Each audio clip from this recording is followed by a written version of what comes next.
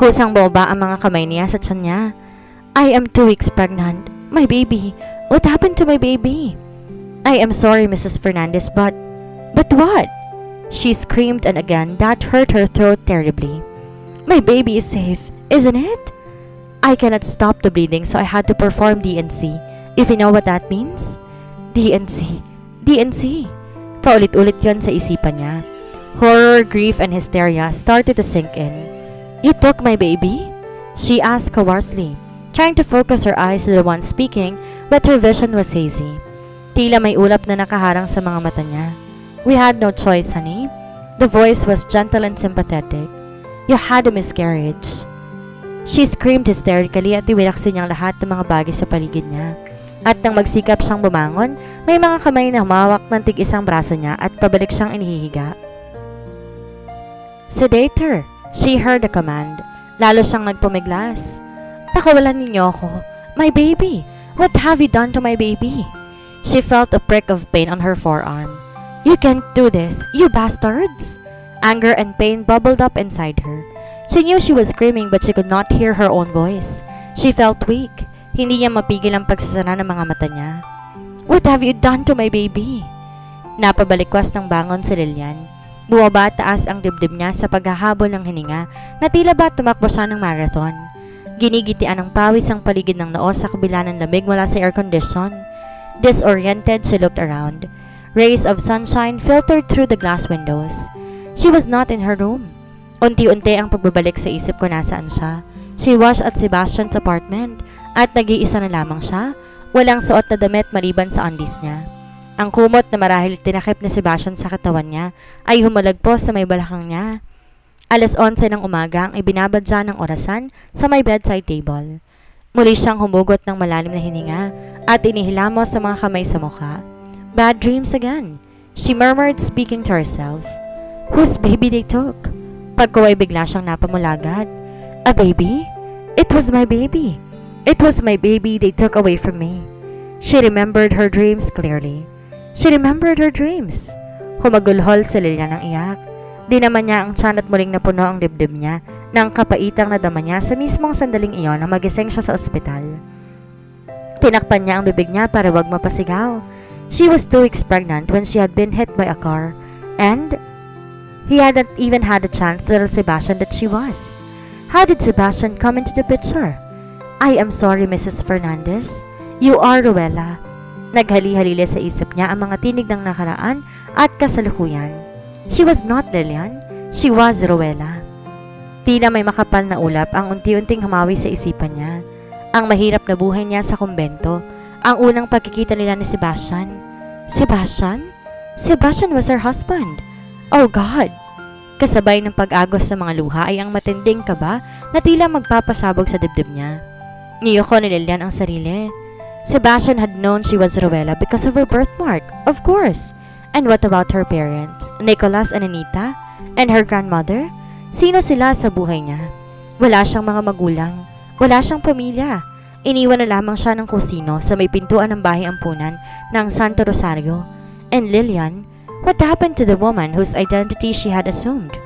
Paano magkamukha sila ni Lilian Anderson? She had seen the photographs. Siya lahat ng mga yon. Huminto siya sa pag-iyak, hinilot ang sentido. Sumasakit ang ulo niya, but she welcomed the pain this time. She exhaled and inhaled many times, trying to calm the excitement that bubbled up inside her. Sa mahabang sandali natili siyang nakaupo sa ibabaw ng kama.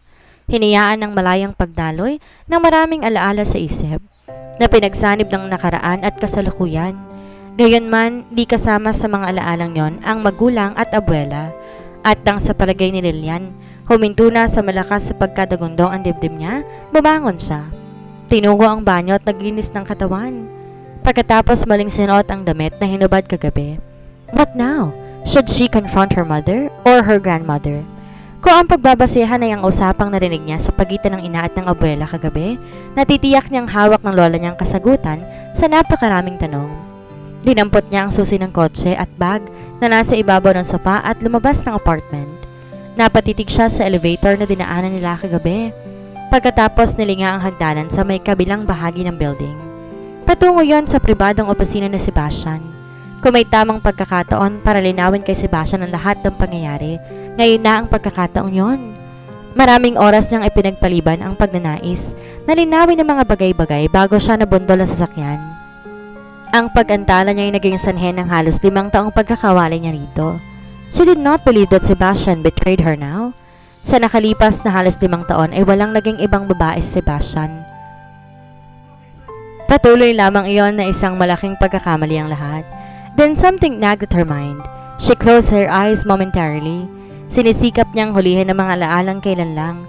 Sa opisina ni Chris. Alin na lang sa dalawa, nagkamali siya o may paliwanag ang gumuhit sa isip niya. She would take care of it later. Umakbang siya patungo sa hagdanan. Nasa landing na siya at tapunan niyang bukas ang pinto papasok sa opisina ni Sebastian. Tuloy-tuloy siya sa bukana nang bigla siyang matigilan sa eksenang dinatnan. Nakatalikod sa kanya si Sebastian, subalit ang babaeng nakakawit ang mga braso sa leg nito at nakayakap ay nakaharap sa kanya. Sapat para makilala niya ito. Si Sophia. Naramdaman marahil ni Sophia ang presensya niya. Nagmulat na ng mata tinoon sa dako niya. Sandali lang ang pagkamangha nito. Pinikit ang mga mata tumingala at tinagkan sa Sebastian. Pero nakita niyang iniwas sa Sebastian ang mukha at pilit na ilalayo si Sophia. Tila ipinako sa kinatatayuan si Lilian o Ruela. Hindi malaman anong dapat gawin. It was now or never. She took a deep breath and walked inside. She cleared her throat. "Get your hands off my husband, Sophia," aniya. Nagpupuyos ang dibdib sa galit, subalit sinisikap magpakahinahon. Hindi dapat sa gantong magtapos ang lahat. Hindi ngayong nagbalik na ang memorya niya. Marahas na naitulak ng Sebastian si Sophia na sumadsad ang balakang sa gilid ng mesa. "Lilian, you uttered the wrong name, Sebastian," she said, holding on to her temper. Lumakad siya patungo sa mahabang sofa, malapit sa pinto. "It's Ruela. Ruela Aguilar Fernandez. Tama ka nung sabihin mong ako si Ruela." Nakita niya ang pagkabigla sa mga mata ni Sebastian. Subalit mas kinasaya niya ang malakas sa pagsinghap ni Sophia. Her eyes wide as she gaped at Ruela. "And you've known it all along?" Sebastian said angrily. "What games have you played? You can't be Ruela," ani Sophia na nakabawi sa pagkabigla. "Hindi ka maaaring basta lang lumitaw at sabing ikaw siya. Sinakyan mo ang pagiging magkamukha ninyong dalawa." Poor Sophia. She, in fake sympathy, then her eyes went back to Sebastian. "It must have slipped my mind to include in my resume that I suffered memory loss for the last 4 years or so, Sebastian." "Memory loss? How convenient, Miss Anderson," Sophia said with malice. Lilian or Ruela ignored her. "I don't believe in fate, Sebastian. Coincidences, yes. Besides, this is a small world. And when I met you, you triggered bittersweet memories." Sa ilang linggong pagtatrabaho ko rito, natuklasan ko ang obsession mo sa asawa ko, Miss Sophia, she said with a sarcastic smile. "Naaawa ako sa babaeng katulad mo. Maganda, may pinag-aralan pero pinipilit ang sa lalaki. Pag-aari na ng iba." Sophia gasped angrily. "Kung inaakala mong mali lang mo kasi sinasabi mong pagkawala ng memorya mo, nagkakamali ka, Lilian Anderson. Do not be fooled by her, Sebastian. She is an imposter." "Shut up, Sophia," Sebastian said in a steely voice. "Maaari bang iwan mo kami ni Ruela?" "Do not be stupid. She's not Ruela." "Oh, maalala ko nga pala. Nakita kong family picture ninyo ng mga kapatid mo sa opisina ni Chris. I recognize your brother's wife, Chloe." She ignored Sophia's loud gasp. "Natatandaan kong nagtungo ko sa bahay nila na may magpadalang bulaklak sa bahay namin ni Granger at nagkamaling ilagay ang pangalan ni Chloe bilang asawa ni Sebastian." "Anong ibig mong sabihin?" Nalilitong pinaglipat-lipat na Sebastian ang tingin sa kanilang dalawa ni Sophia. "Do not listen to her, Sebastian. I called up the florist. Ayon sa kanila, 2 address na binigay sa kanila nang umorder ng bulaklak na kung hindi sa Granger nakatira ang asawa ni Sebastian Fernandez, then she must be in San Antonio. They said they took a chance in delivering the flowers in Granger since the flower shop was in Granger. How cunning." She was gritting her teeth. Unti-unti ang pag-atras na ginawa ni Sophia. Si Sebastian napatitig sa kanya. "I don't understand all of this. Kagaling ko lang sa doktor ng umagang yun, Sebastian, nang tumating ang mga bulaklak. Nagtungo ako ng San Antonio, taglay sa isipan na may tinatago kang ibang babae. There I met Sophia's sister-in-law. She claimed she was your wife and that she was 3 months pregnant. Alam niya na ngayon kung sinong babaeng walang mukha. Sophia's sister-in-law. at ang kamay nito'y humahawak sa tiyan. May kinalaman ka ba ron, Sophia? Were you the one who sent those flowers? Rowella was startled by the blazing anger in Sebastian's voice. She had never seen him this furious, then and now, but then she was furious too. I was hit by a car that snowy night, Sophia, at hindi lang memorya kong nawala sa akin. Nalaman ko lang ng umagang yon na nagdadalang tao ako nang mabundol ako ng sasakyan. You killed my baby because of your malicious lies. Her bravado was gone instantly. Hanininhan yon ng pait sa pagkaalala sa pagkawala ng ipinagdadalang tao. Sebastian whispered in a mixture of horror and fury. Si Sophia ay tila leon na siksik sa isang sulok. Binuksan nito ang bag na hawak at mula roon, kinuha nito ang baril at itinutok sa kanya. You should have died with your baby, Rowella. She screamed. Ako ang dapat bumundol sa'yo ng gabing iyon, subalit naunahan ako ng isang sasakyan. Sophia, you are insane. Hindi pinansin ni Sophia si Sebastian at nanatili ang nanlilisik nitong mga mata kay Rowella. Dapat pala naghintay ako at inalam ang kasunod na nangyari sa'yo, pero hindi ko gustong makita ko ron at may ugnay sa pagtungo mo sa hipag ko. Agad akong lumayo sa lugar na yon. I even thought you died in that accident when there was no emotion of that in any newspapers the next morning. Pinalagay kong itinago na nakabuntul sa iyong katawan mo. Give me that gun, Sophia, Sebastian said. Nilahad ang kamay rito. Huwag mong palalain ang mga pangyayari. You are mine, Sebastian. You shouldn't have married another woman.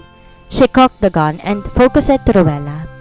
Tinakbo na Sebastian ang kinaroroonan niya upang iharang ang sarili. But Rowella was on the far corner of the room and the gun was fired when he was halfway to her. Rowella, where is my daughter? Umahangos pang talong ni Ninita kay Sebastian na makita siya nitong paroot parito sa labas ng emergency room. Ano nangyari sa apo ko? Tanong ni Remy sa gumaralgal na tinig. Nasaan siya? Kailangan ko siyang makita. Isa akong doktor. Nang akma itong papasok ng operating room, inawat to ng isang male attendant. Ma'am, pasensya na po. Di po allowed ang kamag-anak ng pasyente. But I am a doctor. I need to see my granddaughter. She persisted. Nasa mabuting mga kamay po ang inyong apo. Hintay na lang po natin ang paglabas ni Dr. Rasul. Mama, please, maghintay na lang tayo rito. Ani ni Nita at tinakay palayo sa pinto ng OR ang ina. Pagkatapos ay hinarap nito sa Sebastian. Anong nangyari, Mr. Fernandez? Sinong bumaril sa anak ko? Sandaling nagpalipat-lipat na Sebastian ang tingin sa dalawang babae. Gusto niyang malaman kung sinong dalawang babaeng ito na nag-aalala kay Rowella na totoong nakabalatay sa mukha. Dillian was shot by an obsessed and jealous woman, Mrs. Anderson. Ikinalulungkot kong hindi ko nagawang pigilan ng pangyayari. Sa balikat siya tinamaan at naniniwala kong hindi man malubha ang sugat niya. Tiniyak na sa akin ng doktor kanina bago siya ipinasok sa OR. Gano'n na ba siya katagal sa loob? Kasunod pang tanong ni Remy. Tinatansya ang oras bilang isang doktor. He turned to the older woman. More than an hour, ma'am. Napadako ang paningin niya sa pinto ng OR nang bumukas iyon at lumabas ang doktor. Agad tong sinalubong ni Sebastian. Mabilis na sumunod ang mag-ina. How is she, Paul? Kamusta ang apo ko? There is nothing to worry, Sebastian. We took the bullet off her shoulder. Pinagpapasalamat niyang walang tinamaang delikadong arterya ang bala. She's going to be fine. Kailangan niya munang manatili ng 2 o 3 araw dito sa ospital. But in a week or so, the shoulder is as good as new. Thank you, Paul. Can I see her now? Sure. Gising na siya but a little fuzzy. Pinalilipas ko lang effect ng anesthesia sa recovery room. Dadalhin na siya sa suite na ipapareserba mo sa itaas. Maaari niyo na siyang puntahan doon. Tinapik na si Sebastian nito sa balikat at matapos tanungan at nginitian ang dalawang babae, muli itong bumalik sa loob ng OR. Gusto kong makita ang apo ko. Anong numero ng silid ng pagdadalhan sa kanya? Hinarap na si Sebastian na mag-ina at matamang tinitigan. Hindi ko alam kung paano ko sasabihin sa inyo ito, Mrs. Clark, Mrs. Anderson. Alam kong mahalin niyo si Lilian at nag-aalala kayo sa kalagayan niya. Ang gusto kong malaman kung paano kayo napaugnay sa aking asawa. Asawa? It came from Nanita. Remy gasped out loud. Lilian is actually Rowella Aguilar Fernandez. She has regained her memory this morning. Alam niyang hindi siya si Lilian kundi si Rowella. Ang babaeng bumaril sa kanya ay kinakapatid ko at maaaring dahilan ng pagkawala ng memorya niya sa nakalipas na halos 5 taon. But I am sure that there is more. Tinitiyak ko sa inyo na si Ruelang makakausap ninyo sa itaas. Shocked, Nenita turned to her mother slowly. Mama? Si Remy nilinga ang waiting bench at naupo roon na tila nauupos na kandila. Oh God! Napayup-yup to sa mga palad. Dumilim ang mukha ni Nenita at tinalikuran ng ina.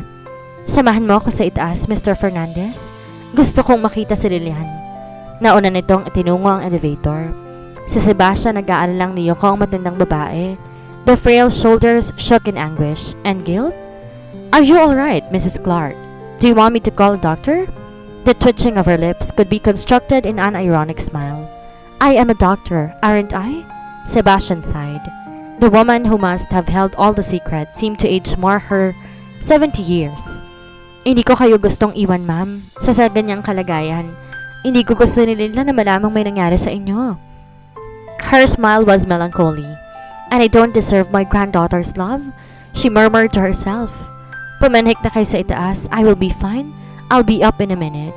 Gusto ko mag-ipon lakas na loob sa pagharap ko sa aking apo. And Mr. Fernandez? Tiringala siya nito.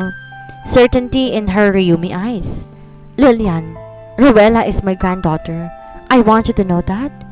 Which room, Mr. Fernandez?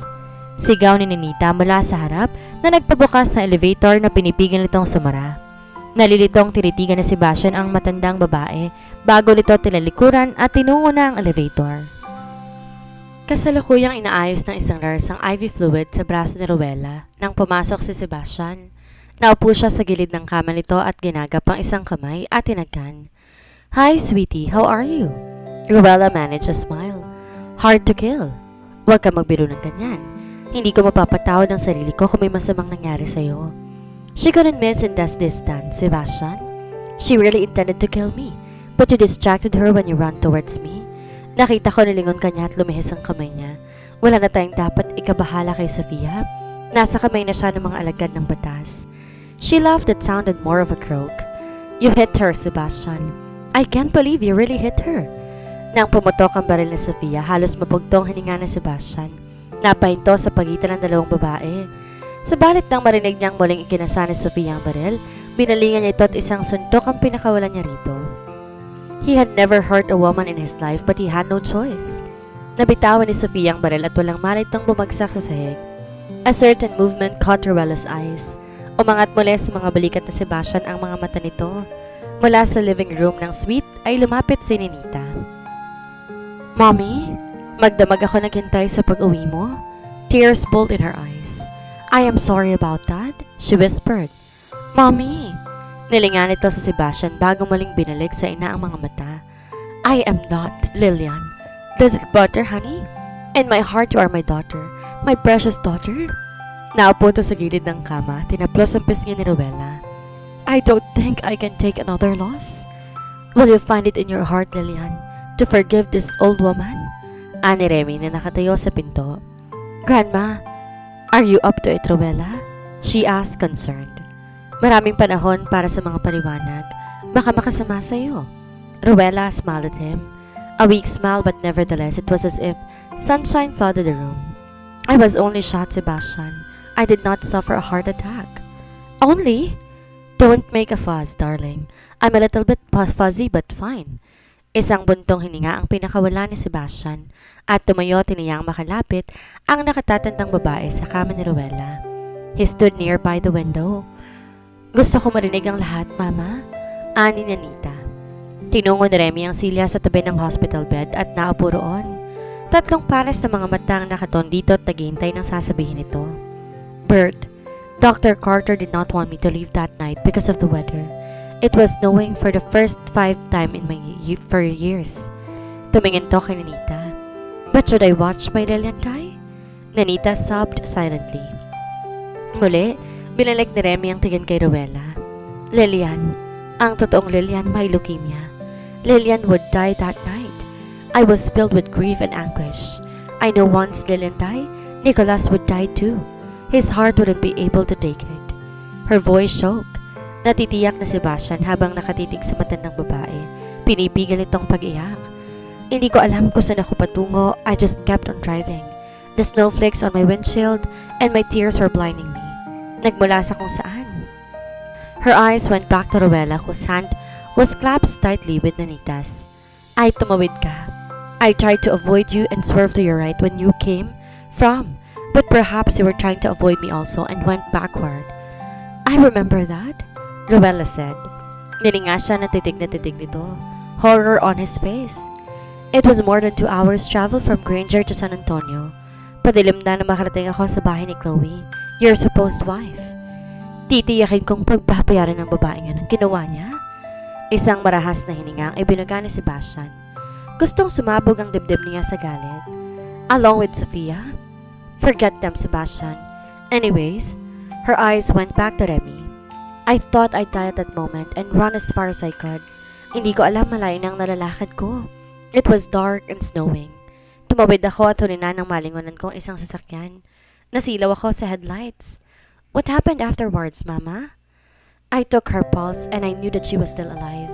I did not try to move her. There could be internal damages. I immediately called 911, Remy said. Habang hinintay ko ang pagdating ng ambulance, nakita kong mukha niya mula sa liwanag na nanggagaling sa headlights ng kotse ko. It was as if Lillian was lying down on the pavement. Sa isang mahabang sandali, namayani ang katahimikan sa loob ng silid. Mama? Nanita urged and broke the silence. Dinampot ko ang bag niya. I saw her IDs and... You knew her identity all along? Sebastian shouted his accusation. Alam niyong may asawa siya at kung saan siya nakatira. Alam niyo ring asawa ko si Sebastian na ipakilala ko siya sa inyo? Rowella concluded. Tinakpan ni Remy ang bibig para pigilin ang pag-alpas ng iyak. I am so sorry. Nilingon nito si Sebastian. Hindi ko unang iniisip na wag ipaalam sa iyo ang nangyari sa kanya ng gabing yon. Believe me, Mr. Fernandez. At kailan niyo napagdesisyonan na itagong pagkatao ni Rowella at palabasing siya si Lilian? He asked angrily. When she woke up without a memory. You took advantage of that? Umiling ito. Tears flow her eyes. No, hindi yun ang dahilan. But the memory loss had been convenient on what I had in my mind. What you did was criminal, said Sebastian. Why, Grandma? Rowella asked without any trace of anger, just mild confusion. Humagulhol ng iyak ang matandang babae. Sebastian turned his back. Hindi niya alam kung anong iisipin at gagawin sa matandang babaeng ito. Dahil ba, kamukha ni Lilian si Rowella, Mama? Ani ni Nita na nakadama ng habag sa anyo ng ina. Tumingala si Remy. Forgive me, Ninita, Rowella, she said in a broken voice. Rowella, you are Lilian's twin. Lumipad ang mga mata ni Sebastian sa matandang babae. Si Ninita napasinghap. Nakita ang tangkang pagbangon ni Rowella at agad niya itong nilapitan at muling ibinalik sa pagkakahiga. Wordlessly, Rowella stared at him with shock and pain in her eyes that broke his heart. Kambal ang ipinanganak mo, Ninita? Ako nagpaanak sa'yo, remember? Oh my God! Why? Ninita asked in horror. Nang biglang may gumuhit sa isipan nito. Nanlalaki ang mga matang hinarap ang ina. Nang dahil sa hula. Nang dahil sa hula, inilayo ninyong sarili kong anak. Ang sarili ninyong apo. Remy bit her lip that Sebastian thought she was drawing blood already. When Bert's wife performed D&C, it was when my suspicion was confirmed. She had the birthmark on her left thigh. Meron din noon si Lilian. I remember that too. Rowella whispered. It was the loss of your pregnancy that caused the memory loss. When you woke up the next morning, you could not remember a thing. Oh my God! Ninita gasped painfully. I had not been thinking straight that night, Ninita. Lilian died an hour after we brought in Rowella. We were certain Nicholas would die that night too. Hindi ko matiyak kung ginawa ko yon dahil kay Nicholas o dahil sa'yo. Paano mo tatanggapin ang pagkawala ng dalawang minamahal? She shook her head. O baka ginawa ko yon para sa pansariling kadahilanan. Dahil gusto kong bawiin ang nagawa kong kasalanan? No, Mama. Ginawa mo ang paghalili dahil muli sa paniniwala mo. She accused. That it was again fate that brought Rowella back to us. You! Anger shook Danita's body that Rowella raised her hand, wanting to touch her mother. Paano hindi ko nalamang nawalan ako ng isang anak, Mama? You had a difficult pregnancy, remember? Halos wala kang lakas ng ilabas mong bunsong kambal. Tumingin to kay Rowella na sunod-sunod lang ang pag-iyak. And that is you, Rowella. Sinabi ng lola ko na ang ikalawang anak ni Ninita ay magdudulot ng kamatayan sa pamilya ko ng kapahamakan sa pamilya ko. Pinaniwala kitang plasentang muli mong nilabas nung sabihin mong kinabukasan na parang may inianak muli. Patuloy ni Remy. Binigyan ko ng sapat na pera ang katulong para lang ampunin ka.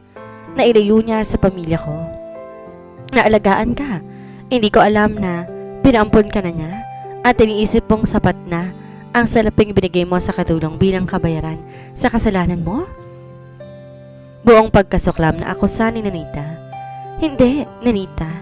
You may not want to believe this pero buong buhay ko tinaglay ko sa buti ang kasalanan ginawa ko. All my life I thought it was my mother who did not want me. Sob after sob racked Ruela's body. Sebastian held her hand and did not know how to console her. Ipinangako ko sa sarili ko na kung sakaling magkaanak ako'y mamahalin ko to at hindi to mailalayo sa akin ng sino man. Lilian, Ruela? Niyakap na Nanita ang anak, consoling each other. Forgive me, honey. Hindi ko alam. Hindi ko alam. Hinaplos ng libreng kamay ni Ruela ang buhok ng ina. It's alright, mommy. Sa nakalipas na halos 5 taon, binawi ninyo ni daddy ang mga panahong nawala. Nilingan ni Nanita ang ina. Alam kong hindi si Lilian si Ruela, mama. At natitiyak kong alam ninyo ni Nicolas. Iniisip pa ninyong di makakilala ng isang ina ang sarili niyang anak? She said painfully. Alam naming hindi siya si Lilian. Sa sulok ng aking puso, alam kong namatay na ang aking anak. Subalit hindi ko gustong tanggapin iyon kaya hinayaan kong dayain ako ng aking sarili. Ang hindi ko lang kayang ipaliwanag ay kung paano naging kamukha ni Lilian ang pinalabas mong siya. I knew she is an imposter. Naganap ako ng pagkakataong malaman kung sino siya, ng mga bagay na magsasabing alam niya kung sino siya, but she truly did not remember a thing. I wanted to hate this woman for taking everything that belonged to Lilian, for making a huge place in Nicolas' heart. Subalit kahit ako hindi ko maipaliwanag ang pagnanais kong mahalin si Ruela. Tulad din marahil ni Nicolas na bagaman alam niya sa puso niya na hindi siya si Lilian, hindi niya kayang pigilan ang pag-apaw ng pagmamahal. She turned to her daughter. Now I understand. Nabasag ang tinig nito. You are my own flesh and blood. Muli nitong niyakap si Ruela. I love you. You know what? Don't you, Ruela? I know, Mommy. And I love you too. Kayo ni Daddy? Halos hindi maitayo ni Remy ang sarili mula sa upuan. I hope and pray that in time, you can both find in your hearts forgiveness for what I have done, Anita. Ruela. She turned to him. Take care of my granddaughter. Humihingi rin ako ng tawad sa iyo. Paano niyang nagawa iyan sa isang malaking ospital, Mrs. Clark? Asked Sebastian. Bert and Letty Carter were stockholders of that hospital. Bert's father was its founder, and they are my friends. Maaari mo silang matanggalan ng lisensya. Hindi na sinagot pa yun ni Remy. Humakbang ito patungo sa pinto, subalit tinawag to ni Ruela. Grandma! Lumingon ang matandang babae. Minsan man sa mga paliwanag mo, hindi mo sinabing mahal mo ako? Banayad at masuyong akusasyon sa tinig nito na halos magpapayak sa puso ni Sebastian at Nanita. Oh God! Remy swayed. Sa dalawang hakbang naroon na si Sebastian at nahawakan si Remy bago pa ito bumagsak sa sahig. Giniya niya to pabalik sa silang binakante nito. I will call the doctor. Hold it, young man. Awat ni Remy na iwinaksi ang kamay niya at tinalas sa tabi nitong silya. I am fine. Only my sin and guilt are making me weak. Lumapit to sa gilid ng kama ni Ruela and wiped the tears in her yummy eyes almost too roughly. The last time I cried like this was when your father died. I wish I had the chance to meet him. Ruela said, a soft smile on her lips. I wish it too, honey. You'd love him. I love you, Grandma. She took a deep breath, holding back her tears. I don't want to make it so melodramatic by saying I don't deserve your love, Ruela. When you get out of this hospital, I want you and Sebastian to take a long trip to the Bahamas and give me a great-grandchildren soon. They would be twins, I am certain of that. I promise to spend the remaining years of my life spoiling them rotten. Oh, rest assured, Mrs. Grandmother, Sebastian said. His eyes twinkled as he gazed down at his wife. Let's go home, Nanita. Anyaya nito sa anak na nagkatubili. Do not be silly, woman. Hayaan mong mapag-isa ang dalawa. Samahan mo ako mag-shopping ng mga gamit para sa kambal. Grandma! Sabay na bulalas nila Sebastian at Ruela. Si Nanita napailing. Bagaman nasa dibdib pa ang galit sa ina, hindi niyon mapapasabalian na pinatawad to ni Rowella. Sino siya para magkimkim ng galit? 2 months later, nagkaroon ng pagkakataon si Marcela na ihanda ang kasal ng anak. Sa pagkakataong yon, katulong si Remy at Nenita. Gustuhin man ni na Sebastian at Rowella na gawing simple ang kasal, ay hindi yun nangyari. Hindi pumayag ang 3 babaeng simple lang ang kasal. Isang buong beach ang nirentahan ng pamilya sa Pagudpod upang doon ganapin ang kasal ng dalawa. Inilaan ng pamilyang transportasyon para sa mga dadalong bisita na dumating sa Pagudpod, Biyernes pa lang ng gabi, ang bisperas ng kasal. Kahit mga madre at mga kabataan sa orphanage, inimbitahan ni Sebastian. Walang hindi imbitado sa mga empleyado ng wealthy ko. Kahit si Chris na hindi malaman kung paanong ihingi ng tawad ang ginawa ng kapatid at hipag. Matapos ihingi ng tawad ng pamilya Robledo ang ginawa ni Sophia, nagtungo sa ibang bansang mag-asawa kasama ito. Unang ipasok sa isang ospital para sa mga psychiatric disorder. Bilang pagpapatawad, kinuha ni Rowella at Sebastian bilang best man si Chris sa labis na kagalakan nito. Gemma was the matron of honor. Ang bag ni Rowella ang dala niya ng gabing maaksidente siya, binigay sa kanya ni Remy mula sa pinagtataguan nito. Naroon ang wedding ring niya na binili ni Sebastian para sa kanila nang nasa Granger sila. Hinubad to ni Remy mula sa daliri niya ng gabing maaksidente siya na kasamang itinago na iba pa niyang mga gamit. Ginamit ng mag-asawa ang dati nilang wedding rings. Rowella's wedding gown was made exclusively for her by one of the country's top designers. Gayon din ang barong Tagalog na suot na Sebastian. His happiness made him even more handsome that women at the wedding sighed their envy. Rowella was the vision of loveliness when she walked down the makeshift aisle to her wedding groom. There was no need for the wedding march. Sapat na musika ang paghalik ng mumunting alon sa dalampasigan. Nang palapa ng nyog na masuyong hinihipan ang hanging amihan. Nang awitan ng mga ibon sa himpapawid. Mga talutot ng bulaklak ang inaapakan niya. Maliban sa pamilya at kay Gemma, walang nakakalam na isang buwan na ang nasa tiyan ni Rowella. Sa makeshift stage, inabot siya ni Sebastian na nag-uumapaw ang pag-ibig sa puso. Kumikisla pa mata ni Rowella sa namumuong mga luha, but they were tears of happiness. "Hello again, my heart," Sebastian whispered. Rowella did not utter a word. Her eyes said it all. Sebastian was her everything, ang pinakamahalagang pag-aaring niya. Pagkatapos ng kasal bilang regalo kay Sebastian, sinabi ni Rowella ang tungkol sa muli niyang pagdadalang tao. Nalabis na ikinaligay ni Sebastian. Ngayon alam nilang dalawa na magsasama na sila habang buhay at wala na makapaglalayo pa sa kanila at babawiin nila ang matagal na panahon na nagkawalay sila araw-araw para iparamdam nila mag-asawa ang pagmamahal nila para sa isa't isa. At dito na po nagtatapos ang kabanata ng ating kwento at sana'y muli niyo po akong samahan sa mga susunod pang kwentong pag-ibig. Maraming salamat po. Ingat po tayong lahat.